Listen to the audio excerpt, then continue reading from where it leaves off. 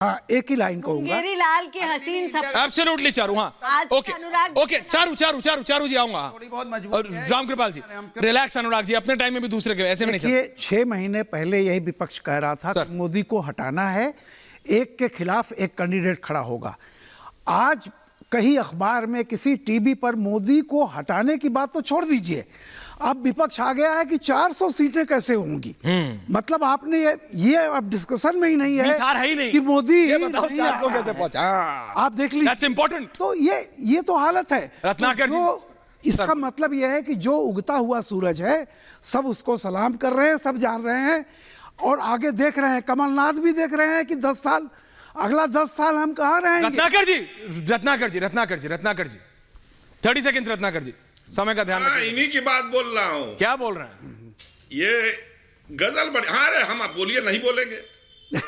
उगता सूरज धीरे धीरे ढलता है, ढल जाएगा। याद कर सिकंदर के हौसले तो आली थे, पर गया वो दुनिया से दोनों हाथ खाली थे। रामकृपाल जी मुतमईन रहिए, जो लोग जा रहे हैं ना वो इसलिए जा रहे हैं कि वो कभी भी हमारे नहीं रहे होंगे। रामचरितमानस में लिखा है ना, सुर नर मुनि सब की है नीति, स्वार्थ लागी करे सब प्रीति। आप इतनी देर से कर रहे हैं, कमलनाथ हो, सिंधिया हो, सब तो वल्दियत वाले हैं ना, राजनीतिक विरासत वाले हैं और परिवारवाद वाले हैं, और उनपे आप सफेदी लगा रहे हैं क्योंकि वो बीजेपी में जा रहे हैं। कौन सफेदी? भ्रष्टाचार छोड़ दीजिए, परिवारवाद कहां गया? आप याद रखिए, कांग्रेस अगर जा रही है, लोग जा रहे हैं, तो बीजेपी की संस्कृति नष्ट होगी। ओके इसमें भी इन्हीं का फायदा। Very good. सब कुछ हो रहा है लेकिन इसमें भी कांग्रेस का फायदा है। चारू मैं एंडिंग के लिए आपके पास आ रहा हूं, लेकिन बैक टू बैक 3 ब्रेकिंग्स दो पिछले 1 घंटे में हुई हमसे। Kamalnath first breaking. Sharma now 40 साल से ज्यादा कांग्रेस में रहने के बाद कमलनाथ अब भारतीय जनता पार्टी में शामिल होने की तैयारी में है। उनके बेटा बताया जा रहा है कि वो और उनके बेटा 19 तारीख को शामिल हो सकते हैं। अगर ऐसा होता है तो कांग्रेस परिवार को, जिस नेता को इंदिरा गांधी ने अपना तीसरा बेटा कहा हो, वो भारतीय जनता पार्टी में शामिल हो रहे हैं। संजय गांधी के मित्र थे, दून स्कूल के पढ़े थे, ऐसे राजनीति में आए थे। Kamalnath second breaking. Sharma now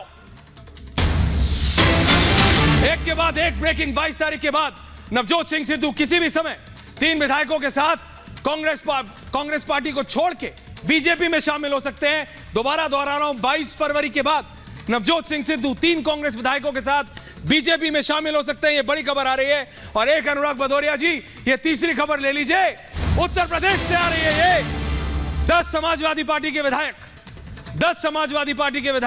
Bharatiya Janata party, तो क्लियरली कहूं तो उत्तर प्रदेश के मुख्यमंत्री बाबा के साथ मिल चुके हैं। क्लियरेंस सेंट्रल लीडरशिप से बची है। मैं चारू प्रज्ञा के पास आ रहा हूं। चारू प्रज्ञा, एंडिंग कमेंट्स ऑफ योर्स। सबको सुना आपने, चारू जी। देखिए, बहुत सारे नेता ऐसे हैं कांग्रेस में जिन्होंने अपना पूरा जीवन कांग्रेस को दे दिया। कई जनरेशंस कांग्रेस को दे दी, चाहे वो कैप्टन अमरिंदर सिंह जी हो, चाहे वो गुलाम नबी आजाद हो, या वो कमलनाथ हो।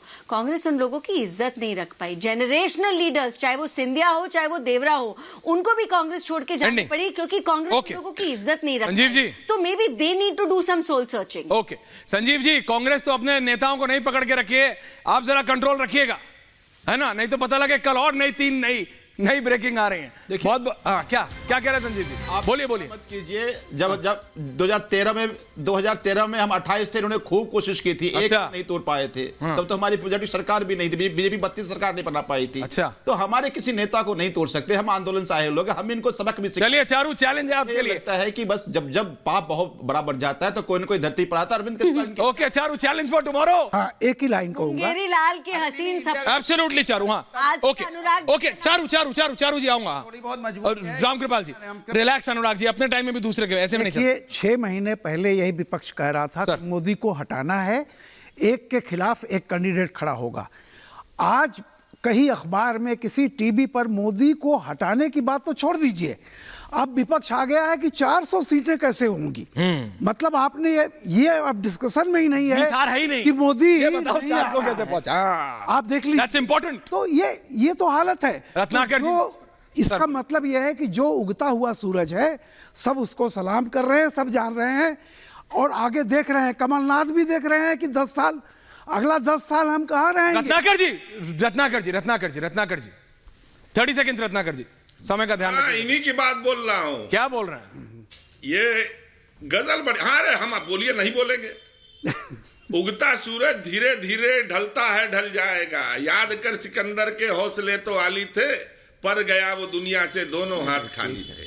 अभी तो खैर उगी रहा है, वो तो मुतमईन रहिए, जो लोग जा रहे हैं ना वो इसलिए जा रहे हैं कि वो कभी भी हमारे नहीं रहे होंगे।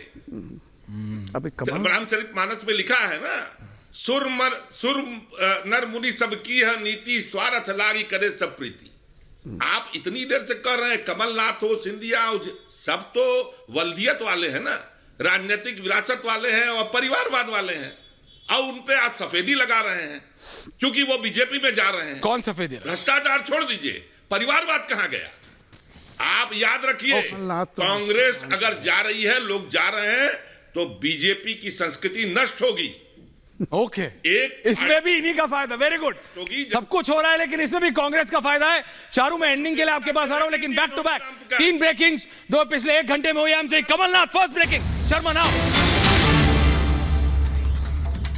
40 साल से ज्यादा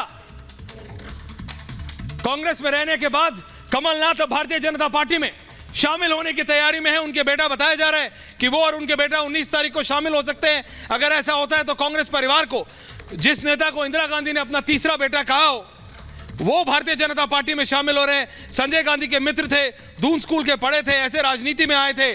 Kamal Nath second breaking, Sharma now. एक के बाद एक ब्रेकिंग। 22 तारीख के बाद नवजोत सिंह सिद्धू किसी भी समय 3 विधायकों के साथ कांग्रेस पार्टी को छोड़ के बीजेपी में शामिल हो सकते हैं। दोबारा दोहरा रहा हूं, 22 फरवरी के बाद नवजोत सिंह सिद्धू 3 कांग्रेस विधायकों के साथ बीजेपी में शामिल हो सकते हैं। ये बड़ी खबर आ रही है। और एक अनुराग भदौरिया जी, ये तीसरी खबर ले लीजिए, उत्तर प्रदेश से आ रही है। ये 10 समाजवादी पार्टी के विधायक भारतीय जनता पार्टी, तो क्लियरली कहूं तो उत्तर प्रदेश के मुख्यमंत्री बाबा के साथ मिल चुके हैं। क्लियर एंड सेंट्रल लीडरशिप से बची है। मैं चारू प्रज्ञा के पास आ रहा हूं। चारू प्रज्ञा, एंडिंग कमेंट्स ऑफ योर्स। सबको सुना आपने, चारू जी।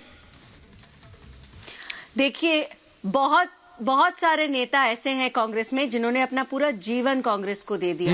कई जनरेशंस कांग्रेस को दे दी, चाहे वो कैप्टन अमरिंदर सिंह जी हो, चाहे वो गुलाम नबी आजाद हो, या वो कमलनाथ हो। कांग्रेस उन लोगों की इज्जत नहीं रख पाई। जनरेशनल लीडर्स, चाहे वो सिंधिया हो, चाहे वो देवरा हो, उनको भी कांग्रेस छोड़ के जानी पड़ी क्योंकि कांग्रेस उन लोगों की इज्जत नहीं रख पाई। तो maybe they need to do some soul searching. Okay Sanjeev ji, Congress तो अपने नेताओं को नहीं पकड़ के रखिए, आप जरा कंट्रोल रखिएगा, है ना, नहीं तो पता लगे कल और नई ब्रेकिंग आ रही है। बहुत क्या कह रहे हैं संजीव जी? आप बोलिए मत कीजिए। जब 2013 में हम 28 थे, इन्होंने खूब कोशिश की थी, एक नहीं तोड़ पाए थे। तब तो हमारी बीजेपी सरकार भी नहीं थी, बीजेपी 32 सरकार नहीं बना पाई थी। तो हमारे किसी नेता को नहीं तोड़ सकते। हम आंदोलन से आए लोग, हम इनको सबक भी चलिए चारू, चैलेंज है आपके लिए। लगता है कि बस जब पाप बहुत बड़ा बढ़ जाता है तो कोई ना कोई धरती पर आता है। Arvind Kejriwal. Okay Charu, challenge for tomorrow.